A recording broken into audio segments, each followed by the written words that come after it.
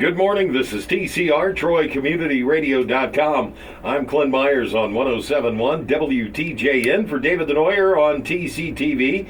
It's time now for the Mayor's Report, and with us this morning, Mayor Michael Beamish. Good morning. Well, good morning, Clint. Good morning, David. Good morning, all the listeners. It's a beautiful fall day. Absolutely. And leaves are falling now, and a true reason to get out in the yard and start raking those leaves. Well, they were a little late, as they were last year, but we are in round 2 of our fall leaf pickup. And, of course, I think later on, another show down the road, we'll probably do a remote.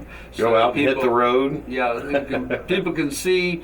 But basically, we just ask everybody to rake those leaves out to the curbside, leave a gap so that if we do get rain, it goes down into the storm sewers. Without washing the leaves and taking everything with it. That's right, clogging up things. And just a quick reminder, leaves are leaves, and we want to put those in a separate pile from sticks. And bundle the sticks up, and we'll pick those up. And if you have tea bags, we'll pick those up on trash day. Or you even have the Dye Mill Road facility available. It's going to be open until December. Yeah, so you've got extra time there. Yeah. Well, we learned from last year with the leaves not falling quite as fast as we thought. Not always predictable. So, yeah. And we probably will have a round 3, too, of leaf pickup, the way leaves are starting to fall. But round 2 is the time, and we start at one end of town and just move through until we get through with all 6 rounds. We have 5 rounds through the residential, then we do the downtown, and we start over again. Now you're back out to the west end of town. We're back out. So. Okay. Now you brought a guest with you today. Well, I have with me our chair of the Mayor's Bicycling Committee, John Terwilliger. Many of us know John. He's a Troy City councilman. But he also wears many hats, and he is taken off his football coaching hat and put on his bicycling hat. And I have invited him to come today. We are a bike-friendly community. We have received a bronze medal status. Now, to keep that bronze medal status or to move to a higher level, silver or gold or platinum even, you have to do certain things to show that you are truly wanting to improve in being a bike-friendly committee. So we have a group of volunteers get together, our enthusiasts for a bike-friendly community, and John is the chair of that group. And so I thought it'd be good today as we get out and do our wellness rides and get around town, that we have John come on the show and talk a little bit about some of the things we've done, we'll continue to do, and some of the projects of the future. All right. John, welcome to the program this morning. Well, thank you for having me. What kind of things are you looking at? What things can we still do to improve to make it more bike friendly? Well, the biggest thing we hope to be able to accomplish is to provide facilities, safe locations, and to encourage people to be that little kid we once were. There was that time when our only mode of transportation was the two-wheel bike. Yes. Then we became mature and we became adults, and that became something only for kids. It is not something for kids. We have a wonderful bike trail throughout our county. We're working diligently to develop a safe inter-community bike trails. We're trying to do a diverse program where we're going to try to work with the schools, police department, and fire department to integrate the safety programs, helmet giveaway programs. A program that has really exploded within the last month and a half is out behind Duke Park, to the west edge of Duke Park. We now have a fat tire mountain bike course. That is a course that has a flat course to it, and then it also winds through the woods next to the levee. They've been having a group that do time trials. They're having actual racing out there. Now, this is pedals. This is not mopeds. These are not motorized vehicles. This is all foot power. Correct. And a huge part is to develop a safe plan for riding within the boundaries of Troy, to set up some like tour loops, with Treasure Island becoming, we hope, the focal point. right adjacent to the bike trail, to develop some loop trails as opposed to linear trails. A lot of those ending up with a program we're going to talk with some people tomorrow about, a business-friendly community, where in fact we can involve our business community as sponsors to encourage people to ride. I know there's a group of people who ride, and their goal is to ride to restaurants. Uh-huh. Well, you can work off some of those calories. And then you could justify putting them right back on. Exactly. And right on. Now, will we see more places that we can lock up our bikes downtown? More places to park the bikes? The goal is to establish with this bike-friendly community, or the business buddy kind of thing, is that those businesses would provide facilities. Maybe in conjunction with the city, we can come up with more bike racks. Okay. One thing that is really going to be nice is out at Miami Shores. We are going to have a central gazebo structure going up within a relative short period of time. Mm-hmm. That gazebo will have bike rack, picnic table, and an in-ground concrete stuck in, you won't be able to steal it, bike repair kit. Now, there's a good idea. Just when you're out on your bike, you need to add a little bit of air or tighten something up, that you would actually have a station that you could pull up and do that. The goal would be down the road to get one on our east, the trail system. Okay. Running basically east to west to kind of north, would be to have these bike repair kits on the east, west, and at the central hub, Treasure Island. Now, over by the junior high school where they've made the bike lane, will we see more of that to be able to get around bikes through town? There is a committee that has been working for a number of years. Tim and Tom Kendall have been on this for a while. They're revisiting and revising the bike routes. That section over the junior high, the plan is for it to be tied into an integral system that will lead out to Sherwood. Sherwood may eventually loop further north towards the Aldine Bridge. Okay. The coming over the junior high, heading to our east, we'd like to develop a safe program where that loops out to Duke Park, and with good road signage comes over the river and hooks in at the Adams Street Bridge, with the trail heading the other directions. Nice. So that'll give us nice safe paths for kids and adults alike to be able to travel. We hope so. Awesome. Sure do. That's great. Now, when do they do the, I guess it would be the judging to find out where we rank?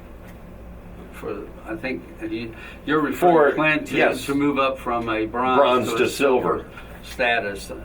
That's still a couple of years away, I think. Isn't Okay. it? I think Tom told, I'm a rookie on this one. This is the first year with it, but I believe it's a every 2-year process. Yes. Okay. Every 2. So it would be not this year, but the following. But we really want to make emphasis that the medals are nice and the awards are nice, but we want, our major goal is safe community involvement. And make it function. It'll really function within the city. Yeah, you can do this. You can ride bikes. A week ago, Yes. the mayor and I, we took part in a Yay bicycle out of Columbus. It's a ODOT sponsored program. Thursday morning of a week ago, 2 weeks ago, and Thursday afternoon, we rode the community with their representative, and they showed us safe ways to ride. Some of the things we would never consider doing because of being a bicycle. They showed us you can, in fact, in a cooperative effort and in a safe manner, you can do this stuff. All right. It can be bike friendly. And that was a great experience because we had an outsider guiding us, but also pointing out things in our own community that we can look at and look at safe travel. We're producing signage so that we can direct people around our trail system. We have signage now at our bike racks that we have that designate certain places. Like Treasure Island Park, downtown, and we also have little signs, placards that say be very careful on your bikes, especially in downtown. Downtown, walking the bikes around the downtown area helps for pedestrian safety. Instead of riding them on the sidewalk. In the downtown. Yes, and we have little signs that indicate, be respectful and walk your bike for everybody's safety. So we're doing some little things, but thanks to John and the committee, and these are community citizens that volunteer, they really see the power of not only recreational bike riding, but the wellness aspects of it too, and they're doing things to enhance as we heard about the gazebo, the picnic tables, the bike repair kits. Little things like that will help us when we have to demonstrate that we're moving forward with a bike-friendly community. That will help elevate our status as well. That'll also alleviate some of the parking problem downtown if we get more people riding bikes. And we've talked about bike stations. And so in downtown, John mentioned restaurants. They tend to be a good hub for us in bikes. So that's one of the things we'll be looking into. If I might just quickly interject, with activities at Treasure Island, sometimes parking becomes an issue for people. Next summer we are going to have a bike corral. So if people want to ride their bikes to activities, the concert series, at Treasure Island, we will have a bike corral set up to safely store their bikes. Nice. So it'll kind of be like a coat check, but it's for your bike. Yep. There you go. There you go. That's great. All right. Well, that'll work perfect. That'll be great to have down at Treasure Island, and what a great place to go. First off, ride your bike anyway. Well, that's true, and of course we've had so many activities down this past year that we're already looking to the future, and as John said, traffic has been an issue. It's a good issue to have because people want to get down to the park, and we have kayaks, we have canoes, we have bike racks, so we're going to improve on all those factors. We have our boathouse restaurant, and we have the amphitheater with the shelter house and all the activities being planned for the future. So we need to also plan for how people are going to get there and enjoy their time down at that park and use that as a hub to go out to the other recreational trail systems throughout Troy. Well, as the more that this becomes integrated into the city and becomes more bike friendly, it's the less excuses that we have to not get out and make use of it and the fitness. So we could put a bike rack in front of the radio station and you guys will ride to work? I have a little longer ride, but I wouldn't be afraid of that at all. We'll get Scott to do that. Well, we have a bike rack out front. Yeah, we do have a bike rack right out in front of but it's the Bakehouse Press. And John's referred to that. We'll be looking at different partnerships throughout Miami County to look at events, maybe to sponsor events, to be a part of the things to improve bike safety and awareness. And so share the road. We've heard that many times. Bicycles are street bikes. And so we have to remember, as we are motorists, that we have to share the road they have access to. All right. We're going to be heading into a pretty decent time here with the playoffs. It looks like we've got a couple of teams that are going to be moving ahead. Well, both John and I are certainly sports enthusiasts, and having been able to, for many years, call the football games at the Troy Memorial Stadium, it's wonderful to see two high schools within the Troy community in the playoffs at the same time. Different divisions, but they still are going to be in the playoffs, and that is Troy High School, the Trojans, and the Troy Christian Eagles at the same time. So hopefully everybody will come together as a community and support both teams in the playoffs. And it's my understanding they're both could quite possibly have home playoff first games, which is really wonderful. Well, we'll take that advantage. Yes. But just overall, all the winter sports are really doing good. Well, we had Dave Palmer a couple weeks ago, and you're right, all of our athletic programs, both at Troy Christian and Troy High School, have been very successful in the fall programs. I think they all have winning records. All right. Beggars Night, we're up to it here. Wow. Just doesn't seem possible, but Halloween is October 31st, and throughout the county they've designated Monday, October 31st, as Beggars Night in Miami County, certainly in Troy. So from 6 o'clock to 8 o'clock, we want to be extra careful as we travel around the streets, because the kids are going to be going door to door, and they're excited in their costumes, and hopefully parents will be there with them, making sure everything goes smoothly and they're safe and they enjoy the evening.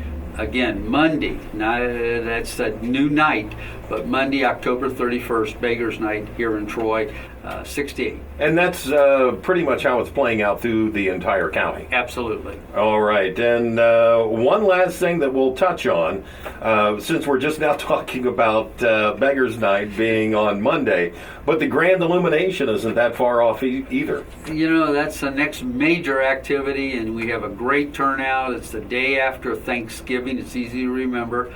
And we have the downtown events, the illumination ceremony, where we light the tree for the Christmas season, the holiday season. Now, has there already been a tree selected? There has been, and I'll save that introduction when the tree is close to arriving, so people can come downtown and watch. But Pick with Steel is again helping us to not only, and our parks department, our electricians, all those people working in partnership, to cut the tree, bring the tree, set the tree. It's always an event to watch. And it's an event to watch. And we'll whet that appetite down the road, but that's in November, and we have time. But it is an event to start marking your calendar, day after Thanksgiving in downtown Troy. Okay. John Terwilliger, again, thank you so much for being with us this morning. Anything that you would like to close with? We mentioned Thanksgiving. The bike committee does sponsor a pilgrim pedal There you on go. Thursday, on Thanksgiving morning. Meet at Treasure Island, and they've got 2 or 3 different distances that you can pre-burn your turkey on. Okay. I like that, the pre-burn on the turkey. Mayor, how about yourself? Anything to close with this morning? Oh, I think we've said a lot, and it's great to have John Terwilliger. It just shows you, he represents our city council and does a wonderful job there, but many of our council folks are all involved in other activities throughout the community to show their community support, and I want to thank John for what he does with the Mayor's Bicycling Committee. All right. Thank you both for being here this morning. This has been the Mayor's Report. I'm Clint Myers on 107.1 WTJN for David Denoyer on TCTV.